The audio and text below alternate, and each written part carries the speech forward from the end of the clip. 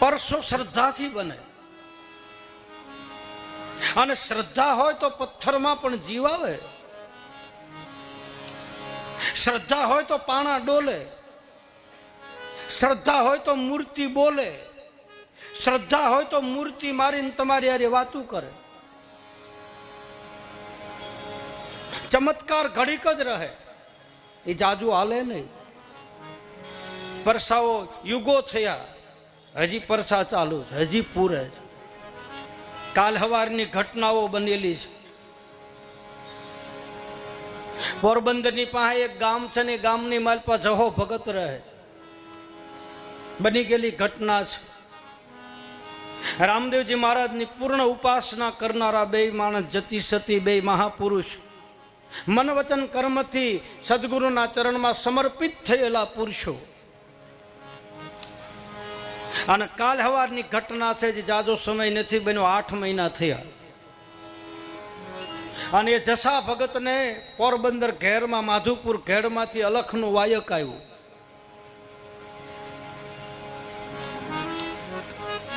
બંને જણાએ વાયક વધાવ્યા. વાયક નિયમ છે કે વાયક વધાવ્યા પછી જવું પડે, પાટ પરંપરાનો નિયમ છે. હા પાડી દીધી એટલે જવું પડે. હવે અહીંયા બનેલું એવું બરાબર, બે માણસ ભજનમાં જવાની તૈયારી કરે, અને એ જ વખતે એના એકના એક દીકરાનું મૃત્યુ થયું. 8 મહિના પહેલા બની ગયેલી ઘટના.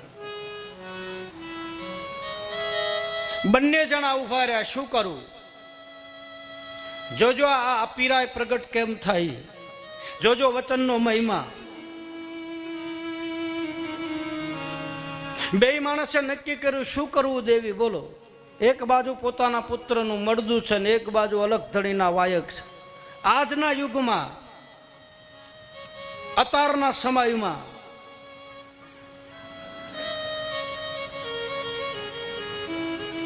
કહે છે કે બંને જણાએ નિર્ણય કર્યો કે જે થવાનું હતું એ તો થઈ ગયું. હવે કદાચ આપણે ન જઈએ તો આ કાંઈ આ ગયું એ પાછું આવવાનું નથી. એમ કહે છે કે મળદાને ચાદર ઉઠાડી અને ઘરમાં મૂકીને તાળું મારીને બે ભજનમાં ગયા. આ બની ગયેલી ઘટના. અલખના અંજવાળે બેઠા, આખી રાત ભજન ભાવ થયો, મનમાં થડકાટ નથી. હમણાં મેં ન કહ્યું, હરખ અને શોકની જેને આવે નહીં હેડકી પાનભાઈ.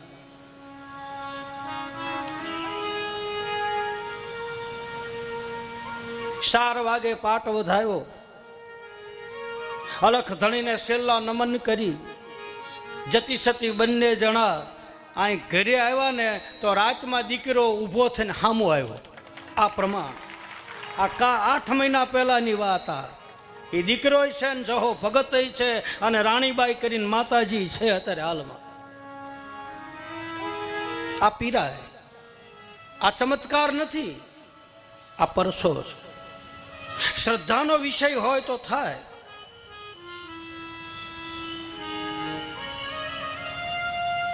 અડગ શ્રદ્ધા જોઈએ, અંધશ્રદ્ધા નહીં. અંધશ્રદ્ધામાં ધર્મનું શોષણ થાય, બાકી શ્રદ્ધામાં ધર્મનો વિકાસ થાય.